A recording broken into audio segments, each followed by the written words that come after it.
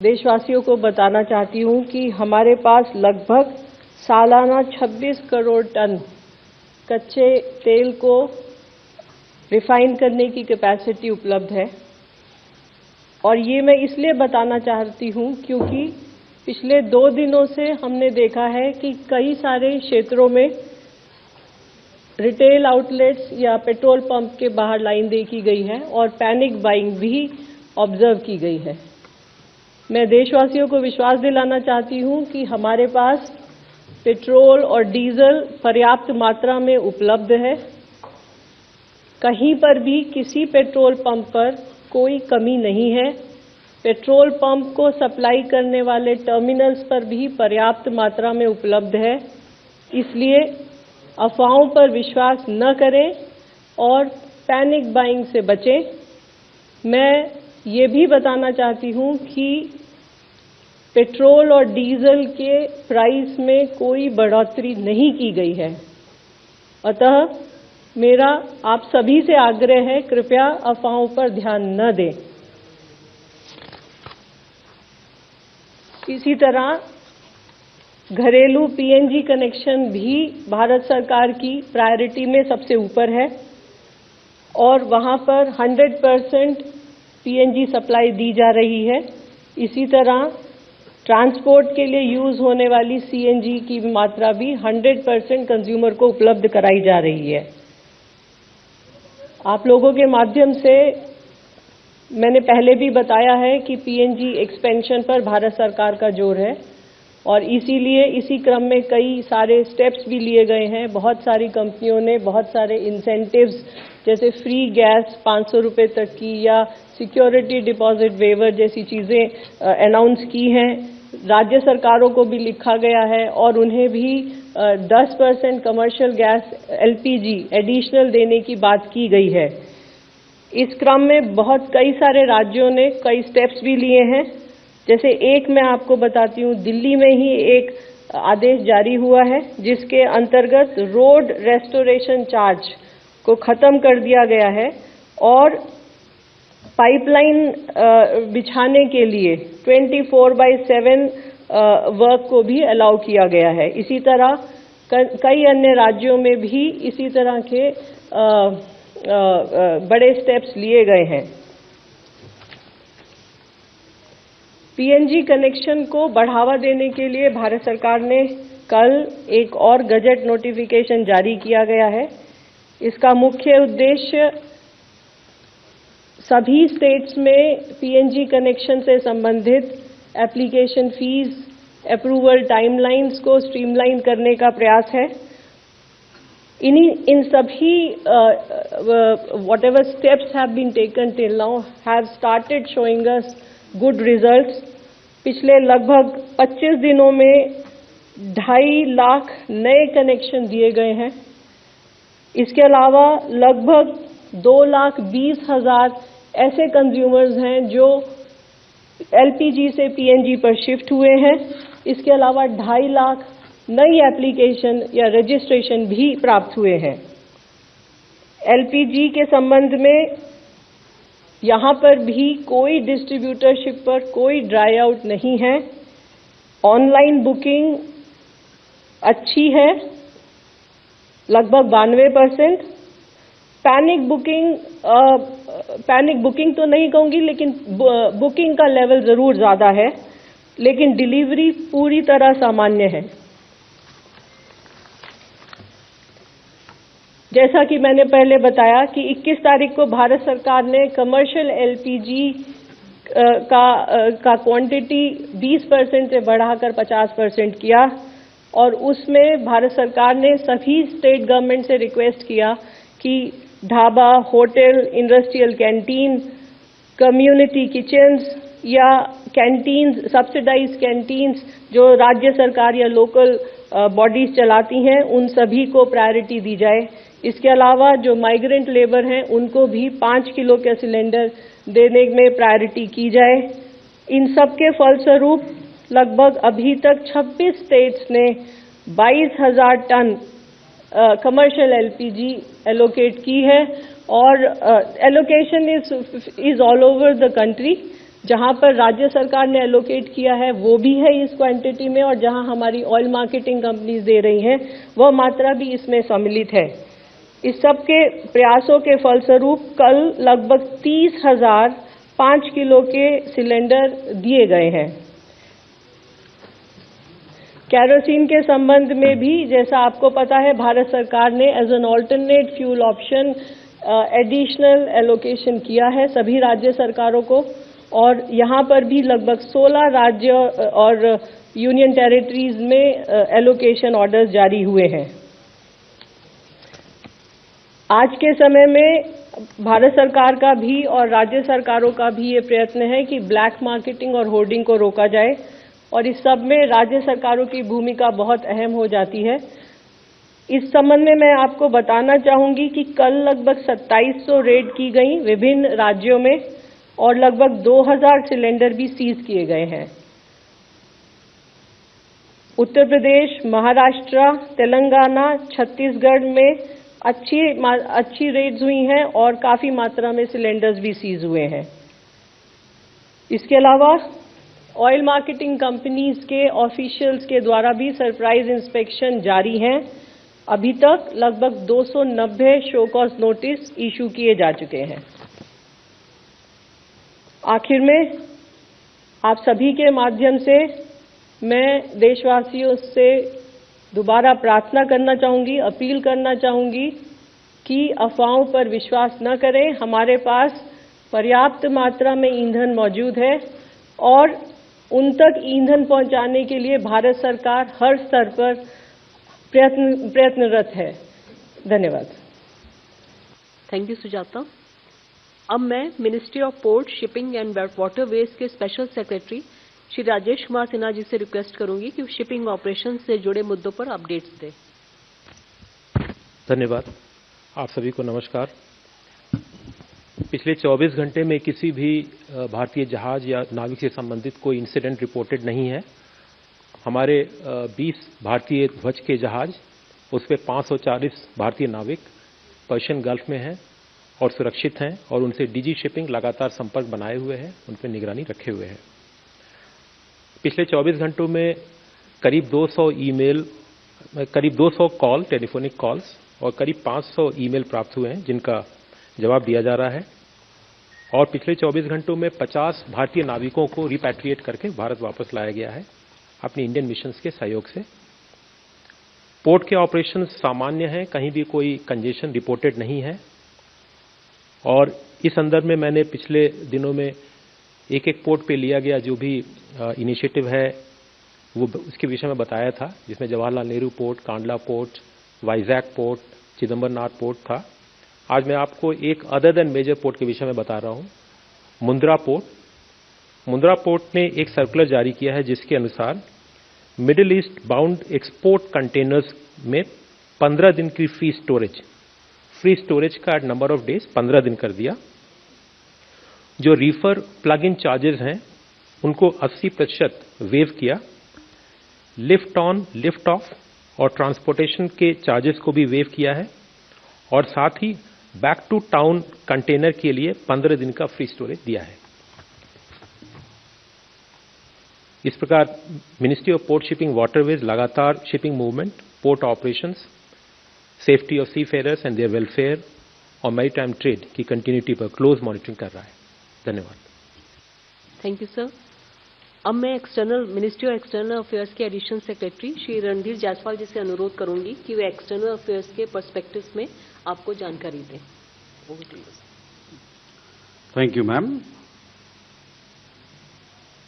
As you are aware, our conversations with global leaders and countries have continued. Yesterday, our Prime Minister received a telephone call from the President of the United States, His Excellency Donald J. Trump.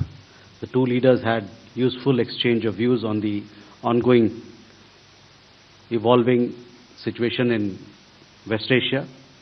Prime Minister reiterated and put forth India's point of view, calling for de-escalation and restoration of peace at the earliest. He also underlined the importance of ensuring that the Strait of Hormuz remain open, secure, and accessible, and also conveyed that it is vital for global peace, stability, and economic well-being. Both leaders agreed to remain in touch regarding the ongoing efforts aimed at promoting peace and stability in the region. Prime Minister also yesterday received a call from the President of Sri Lanka, His Excellency Mr. Anura Kumara Dissanayake. The two leaders obviously discussed the situation in West Asia. Both leaders reiterated the importance of keeping shipping lines open and secure in the interest of the global community. The two leaders discussed progress on various initiatives that are aimed at strengthening India-Sri Lanka energy cooperation and enhancing regional security. कल शाम माननीय विदेश मंत्री की जो Iran के यहाँ उनके राजदूत हैं उनसे मुलाकात हुई। दोनों के बीच में पश्चिम एशिया में चल रहे संघर्ष के बारे में बात हुई।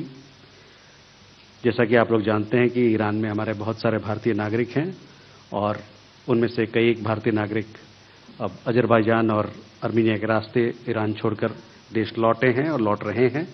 इनके बारे में माननीय विदेश मंत्री ने जो ईरान के सरकार की तरफ से हम लोगों को मदद मिली उसके लिए धन्यवाद दिया। बहुत बहुत धन्यवाद। Thank you. अब मैं मिनिस्ट्री ऑफ एक्सटर्नल अफेयर्स के additional secretary gulf Shri Ashish असीमार Mahajan ji से अनुरोध करूंगी कि गल्फ रीजन से जुड़े अपडेट्स दें। Over to you. Good afternoon. Ministry of External Affairs continues to closely monitor the evolving situation in the Gulf and the West Asia region. We are according the highest priority to ensure the safety, security and well-being of the large Indian community in the region. Ministry's dedicated control room remains operational to address queries and support Indian nationals and their families. We remain in regular touch with the state governments and union territories to share information and coordinate our efforts. Our missions posts in the region have been working continuously, maintaining 24/7 helplines for responding on a real-time basis. They remain in constant touch with the large number of Indian community associations and organizations spread across the region. They are also closely coordinating with the concerned local governments.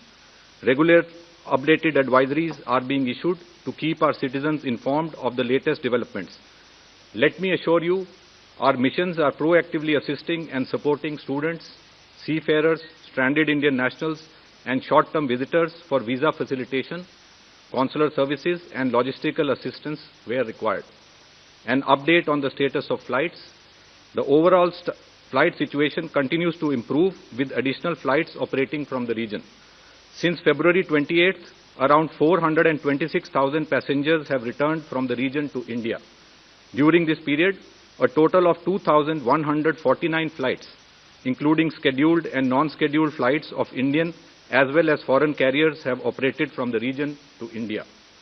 Airlines continue to operate limited non-scheduled flights based on operational and safety considerations between UAE and India. Today, around 80 flights are expected to operate from various airports in UAE to India. Flights continue to operate from Oman and Saudi Arabia to India. With the Qatar airspace partially open, Qatar Airways is expected to operate around 9 non-scheduled commercial flights to India today. Kuwait and Bahrain airspaces remain closed.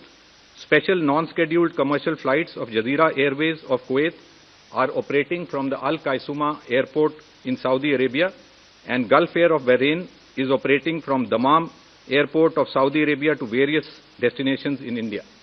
This is facilitating travel of Indian nationals from Kuwait and Bahrain to India. We continue to assist travel of Indian nationals in Iran through Armenia and Azerbaijan to India. A total of 1,043 Indian nationals, including 717 students and 26 Indian citizens, have crossed out of Iran with our mission's assistance. We are also facilitating travel of Indian nationals from Israel via Jordan to India. In view of the flight restrictions from Kuwait, Bahrain and Iraq, we continue to facilitate travel of Indian nationals via Saudi Arabia. As you are aware, an Indian national tragically passed away on March 18th in an attack in Riyadh. His mortal remains have arrived in India earlier today. We have been in regular touch with the family and express our deepest condolences to them at this difficult time. Our missions in Oman, Iraq and UAE are in regular touch with the concerned authorities regarding the missing Indian national and for early repatriation of the mortal remains of the other deceased Indian nationals. Thank you. Thank you. Now we'll take few questions for media. 47. We'll start from the left.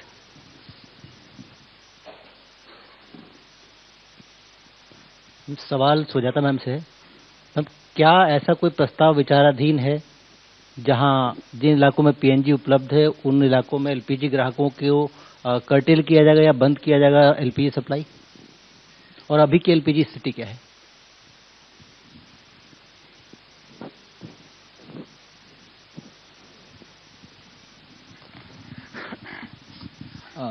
Shine Mohan from Madhubhumi. My question is for Sujata ma'am. Ma'am, you had earlier said that about 1.9 lakh new PNG connection, LPG have been shifted to PNG, and how many of them have surrendered their LPG cylinder? If you have any data on that. Hi ma'am, Danish Anand from NDTV Profit.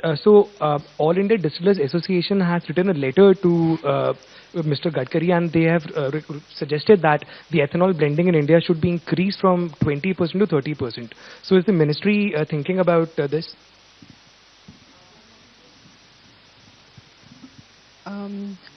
This is Aishwarya from Business Today. My question is to Sujata ma'am on the switch to PNB regarding yesterday's order. First off, is there a plan as to how this is going to be executed, especially in congested areas and probably spaces like Dharavi where it's going to be difficult? Is that been discussed so far? How will the notifications go through in such kind of areas? And is there a process or plan per se? I know that the order says that the district authorities will be doing that. One is that, and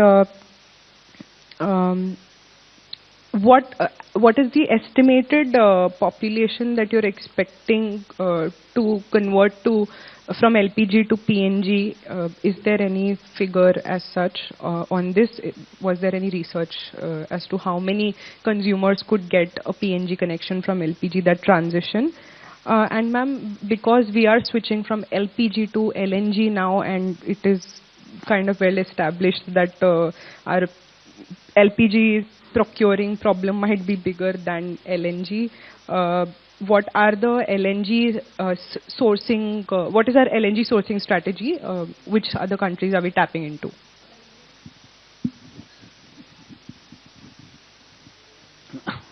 ma'am, मैं ब्रह्म प्रकाश दुबे, जी news से। मेरा सवाल सुजाता जी से है कि जो commercial supply हो रही है गैस सिलेंडर की, तो जो पहले मैम डिमांड थी, जैसे जो रेस्टोरेंट या जो होटल्स को मिल रही थी, आपने कहा 50% एलोकेशन बढ़ाया है राज्यों को, तो अगर हमारे पास कमी नहीं है तो क्या हम पूर्व स्थिति में आ गए हैं, या फिर हम कमर्शियल कट क्यों कर रहे हैं? क्या फ्यूचर के लिहाज से कट कर रहे हैं जो है कमर्शियल सप्लाई, या क्या स्थिति है? और अभी दूसरा, अभी बुकिंग कितनी आ रही है? एक सवाल विदेश मंत्रालय से, रणजीत जी ने बताया कल प्राइम मिनिस्टर ने अमेरिकी राष्ट्रपति से बात की है, तो क्या स्टेट ऑफ हॉर्मुज की सिक्योरिटी को लेकर भी अमेरिका ने भारत से सहयोग मांगा है? क्या ये जानकारी दे सकते हैं? और क्या क्या बात हुई है? क्या और दूसरी मदद मांगी है, सैनिक मदद मांगी है भारत से? Thank you.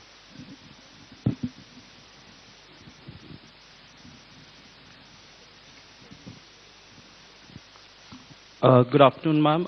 Saptaparna Ghosh from The Hindu. Two questions to Sujata, ma'am.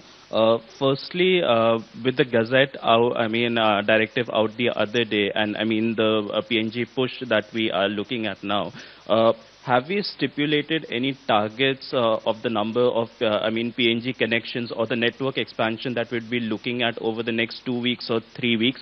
And have we made any capacity assessment of how much we can actually go ahead and pursue? And then secondly, considering this expeditious push right now, are we also looking at some feasible costs associated with it? And is the government looking to absorb some of it, or would the CGDs have to bear the brunt of it? If you could please help with the perspective.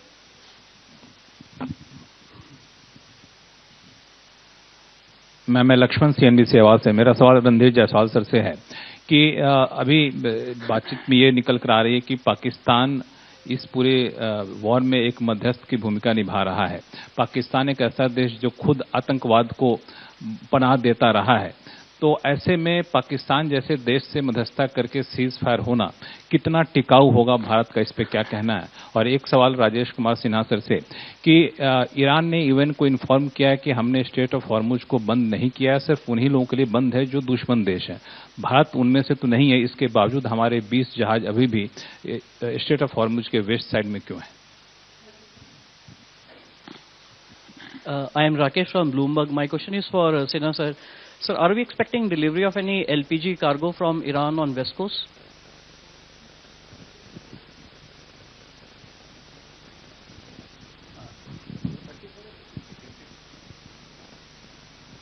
Hi, Sukal from Indian Express. My question is to Sujata ma'am. Ma'am, you mentioned that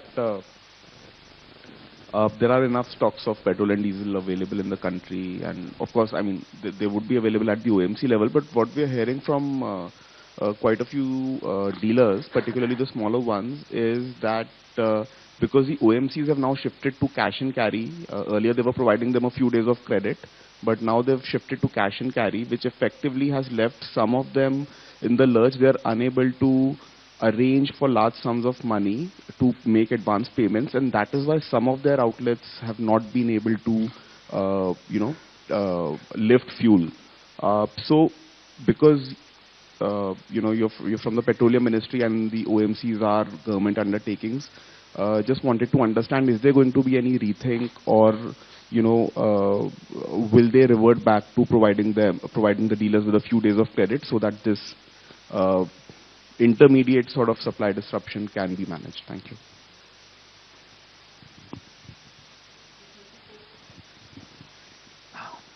Thank you for letting me ask a question. I'm Dvesh Mishra from Economic Times. Sir, I'd like to ask two questions. The first is regarding how long will these advisories to the ports be in force? Has there been any timeline discussed on how long will these concessions need to be given? And the second one is, when was this advisory issued by the non-major port that you're talking about?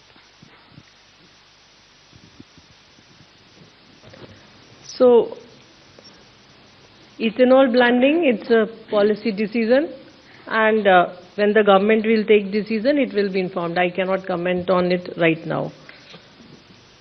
Commercial allocation, why there is a cut? It is precisely because we are in a war situation where supplies are disrupted, and the priority is the domestic consumer. हर घर में cylinder पहुंचाना है, हर घर में PNG पहुंचाना है, यही इस वक्त हमारी प्रायोरिटी है, और उसको करने के लिए this is a calibrated decision taken. Booking कल मेरे से पूछा आपने, लगभग 58 लाख बुकिंग हुई हैं कल. PNG के बारे में बहुत सारे सवाल हैं. इस संदर्भ में मैं आपको बताना चाहूंगी कि PNGRB इज अ रेगुलेटर, और PNGRB ने बिडिंग के द्वारा पूरे हिंदुस्तान में लगभग 307 ज्योग्राफिकल एरियाज में CGD एंटिटीज को PNG पाइपलाइन नेटवर्क लगाने के लिए परमिशन दिया है. So when the bidding happens, there are all these issues, whatever you are mentioning or you want to know, are listed. कि मिनिमम वर्क प्रोग्राम कितना होगा, कितने कमर्शियल कनेक्शंस लगाएंगे, कितने CNG पंप लगाएंगे, कितने डोमेस्टिक को देंगे, कितना इंडस्ट्री को देंगे, कितने connections. So all those details are available in public domain there. Next was price about the PNG. Consumer को बचाने के लिए ही ये प्रायोरिटाइजेशन किया गया है, और उसके अंदर डोमेस्टिक गैस का एलोकेशन किया गया है. सो इसीलिए PNG का भी डोमेस्टिक कंज्यूमर्स के लिए कोई प्राइस राइज नहीं है. Cash and carry, this is a routine commercial operation of the oil marketing companies. कुछ कंपनियां देती हैं, कुछ कंपनियां नहीं देती हैं. ऐसा कोई नहीं है कि सभी कंपनियों ने हमेशा कैश एंड कैरी दिया है. So this is a commercial decision. They will review, they will look into it. Thank you.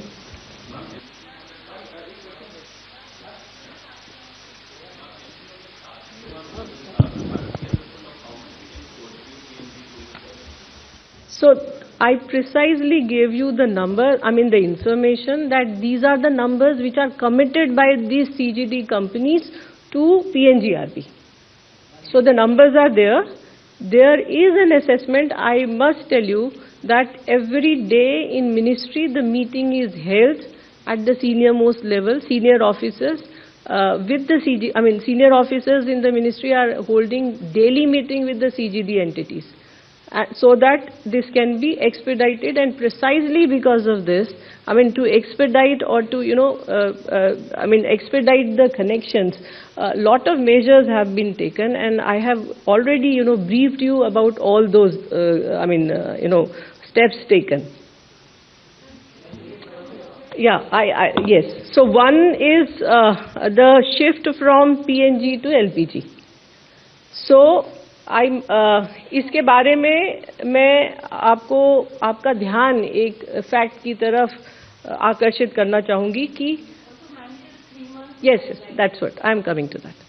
So the important point is that our import dependency for LPG is much higher than the import dependency for PNG or LNG. We produce 50% domestically as far as the PNG is concerned. So, ये देश हित में है कि हम LPG से PNG पर shift हों. हमारे पास सप्लाईज हैं, हमारा डोमेस्टिक प्रोडक्शन है. दूसरी बात, जहां जहां पर नेटवर्क आ गया है, मैंने इससे पहले भी प्रेस कॉन्फ्रेंस में आपको बताया है कि लगभग 60 लाख ऐसे कंज्यूमर्स हैं जो जहां पर नेटवर्क है और वो बहुत जल्दी कनेक्शन उनको मिल सकता है, लेकिन उन्होंने they have decided not to take it till now. Some of them are shifting. So I just shared a data कि लगभग 2,20,000 लोग ऐसे हैं जिन्होंने ऑलरेडी एलपीजी से पीएनजी पर शिफ्ट किया है. उनको गैस सप्लाई स्टार्ट हो चुका है.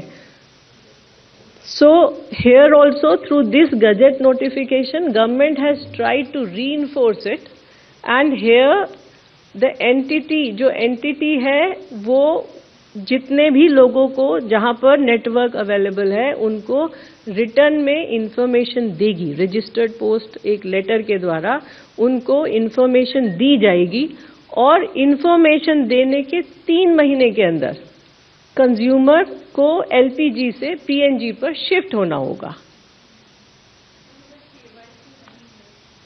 These are all hypothetical questions. Let the things happen. See, if there may be 1 or 2 cases very specific. Yesterday also somebody asked about कोई घर का. So they are very specific, complicated issues कि घर का मालिक नहीं है और रेंट पे कोई रह रहा है. So there are certain rules that have to be followed. But if there are any specific issues, please tell us. We will resolve that also. जो प्रश्न है कि भारत के जहाज क्यों स्टेट ऑफ हॉर्मुज के वेस्ट में क्यों हैं, सीधा जवाब है वो लोग वहां तेल भरवाने गए थे, इसलिए कार्गो पिकअप करने गए थे, इसलिए वेस्ट में है. ईस्ट में आने के लिए उनको स्टेट ऑफ हॉर्मुज क्रॉस करना है. उस क्रॉस करने के लिए उनको सही उपयुक्त समय चुनना है, किस समय चले, क्योंकि वहां की स्थितियां सामान्य नहीं है. इसलिए वो समय देखकर उचित समय पर सेफ्टी को ध्यान में रख के मूव करते हैं. और इसी क्रम में जैसा आपने पहले भी देखा 16 तारीख और 17 तारीख को 2 भारतीय जहाज एलपीजी के साथ भारत आए. मैंने आपको कल भी बताया था 2 और जहाज भारतीय फ्लैग के 2 जहाज हैं जो कि एलपीजी कैरी कर रहे हैं. और वो दूसरे सवाल के जवाब में यही 2 जहाज जो चल पड़े हैं वहां से भारत की ओर अग्रसर हैं, इनमें ये दोनों वेस्ट कोस्ट पे पहुंचेंगे. एक कांडला पोर्ट पे और दूसरा न्यू मैंगलोर पे. पहला 26 तारीख को जो कि कल है और दूसरा 27 तारीख को पहुंचेगा. और दोनों में मिला करके करीब 92,000 मेट्रिक टन एलपीजी है. एक सवाल था एडवाइजरी की क्या ड्यूरेशन होगी. एडवाइजरी जो जारी हुआ है वो हर पोर्ट के लिए है, चाहे वो मेजर पोर्ट हो या अदर देन मेजर पोर्ट हो. और पोर्ट ने अपनी कॉमर्शियल इंटरेस्ट को ध्यान में रख के, अपने स्टेक होल्डर्स को ध्यान में रख के इस एडवाइजरी के बेसिस पे काम किया है. और मैंने आपको पहले बताया है कि सारे पोर्ट्स ने, कोई एक्सेप्शन नहीं देखा मैंने इसमें, सारे पोर्ट्स ने अपनी क्षमता के अनुसार, अपने स्टेक होल्डर्स की आवश्यकता के अनुसार कंसेशंस दिए हैं। और इस क्रम में मैंने आपको रोज एक पोर्ट के विषय में बताया। आज मैंने आपको जो बताया, जो सवाल आपका है कि ये जो अदर देन मेजर पोर्ट है, इसने एडवाइजरी जारी की है 24 तारीख को, कल की डेट की है ये, 24 मार्च की। धन्यवाद।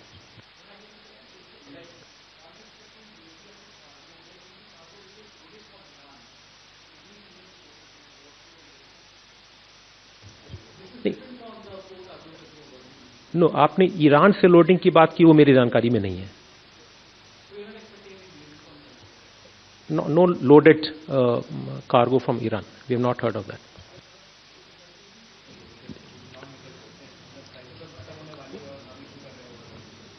देखिए, ये हर पोर्ट ने अपनी वहां की जो स्टेक होल्डर्स हैं उनके साथ कंसल्टेशन करके कितनी आवश्यकता है, कितनी दे सकते हैं, हर पोर्ट ने दिया है।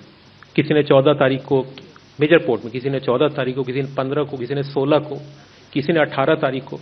तो हर पोर्ट ने अपने स्टेक होल्डर के साथ कंसल्टेशन करके और ये जारी किया है। पहला सवाल ब्रह्म प्रकाश जी, मैंने जैसा कि बताया थोड़ी देर पहले आपको कि हमारे प्रधानमंत्री की राष्ट्रपति ट्रंप से बातचीत हुई थी कल, और इस बातचीत के दरमियान उन्होंने बताया कि जो स्ट्रेट ऑफ हॉर्मुज है उसके माध्यम से जो नौ परिवहन होता है उस पर रेखांकित किया और बताया कितना अहम है ये वैश्विक स्थिरता के लिए, वैश्विक शांति के लिए और सबके आर्थिक कल्याण के लिए। उन्होंने इस बात पर विशेष तौर पे इस बात पर जोर दिया कि ये जो स्ट्रेट ऑफ हॉर्मुज है वो एक तरीके से वह खुले ढंग से, आज़ाद ढंग से और सुरक्षित ढंग से वहाँ नौ परिवहन होना चाहिए। इसमें सिर्फ भारत की भलाई नहीं, पूरे विश्व समुदाय की भलाई है। विशेष जानकारी के लिए आप जो प्रेस विज्ञप्ति दी गई है पीआईबी के माध्यम से, उसको आप देख सकते हैं। हालांकि मैंने उसके बारे में भी चर्चा यहाँ किया। दूसरा सवाल हमारे दोस्त का था यहाँ पर। देखिए, कुछ रिपोर्टें हम लोगों ने भी देखी है। पश्चिम एशिया संघर्ष से संबंधित जितनी भी गतिविधियां हैं हो रही हैं, उस पर हम भारत सरकार और विदेश मंत्रालय और भारत सरकार के बहुत सारे इकाई उस पर नजर रखे हुए हैं। Thank you very much for joining us.